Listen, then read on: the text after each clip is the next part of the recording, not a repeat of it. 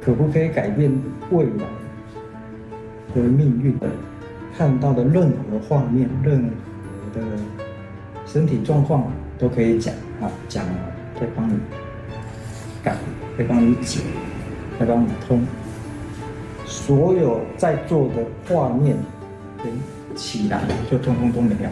看气图越看越清楚，你确定以后看到那个东西啊，我要渡掉，我就会闪边，就不会直直撞下去，或是撞比较轻一点，可以跳过去就想办法跳过去。